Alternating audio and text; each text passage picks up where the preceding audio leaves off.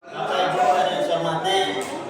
yang saya hormati, Pak Guru beserta perangkat, yang saya hormati para lembaga pemasyarakatan desa, yang saya hormati ibu-ibu kader, izin Pak Sekmat, Ibu Bupati dan Pak Kasih, saya akan memberikan materi tentang pasar desa.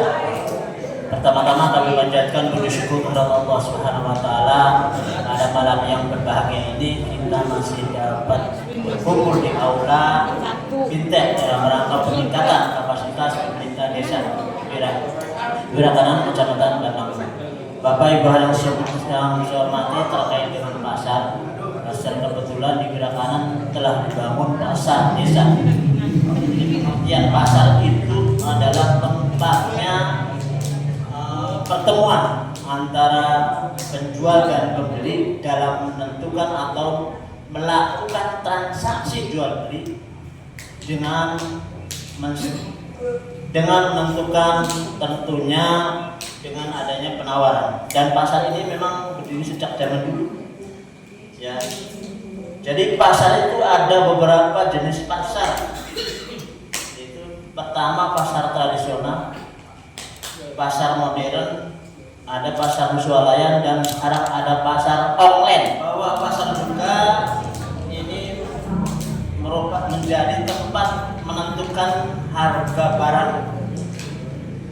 barang dan jasa. Dan pasar juga dipengaruhi oleh berbagai faktor seperti permintaan, penawaran, ada biaya produksi dan tingkat persaingan antar penjual. Biasanya di pasar begitu, ya. Karena apa?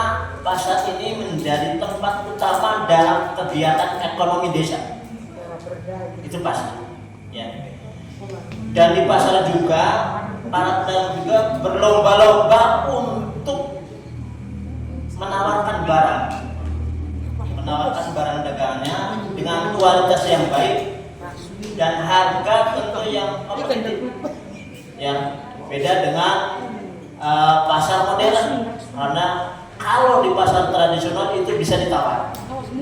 Kalau pasar modern tidak bisa ditawar karena sudah ada bandrol, ya.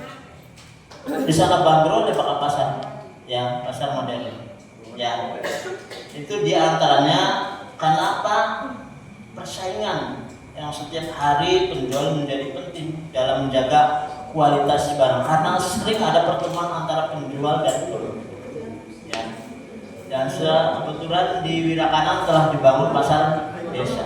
Di pasar desa ini adalah merupakan pusat kegiatan ekonomi utama di desa. Ya. Dan para pedagang juga ya menjalankan bisnisnya dengan baik di sana. Pada pasar itu di sini ada beberapa pasar desa itu ada 3 bagian, ya. Pertama, ruang terbuka.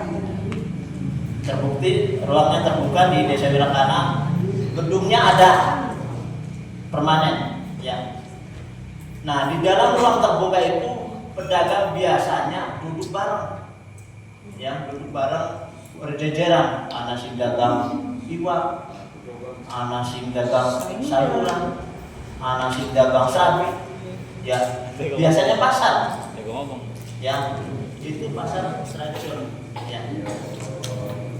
Dan pasar desa juga adalah pasar tradisional yang berkedudukan di desa. Pengelolanya juga dikelola oleh masyarakat desa atau masyarakat setempat. Kenapa?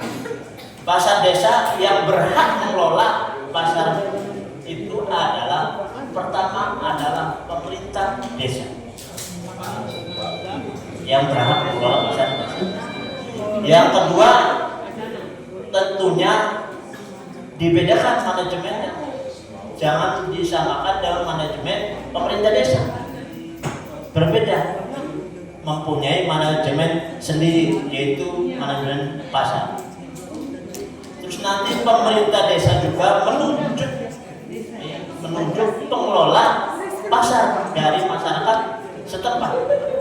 Nanti setelah memang pasar gedung sudah ada, tinggal sosialisasi ke masyarakatnya, tentunya bagaimana caranya untuk meramaikan pasar desa di Wirakan. Tentunya tadi bukan saja tugas Pak Guru, tugas seluruh masyarakat yang ada di desa Wirakan, termasuk nanti yang ditunjuk oleh pemerintah desa untuk mengelola pasar desa. Nah, itu diantaranya pasar desa yang ada di Wirakan.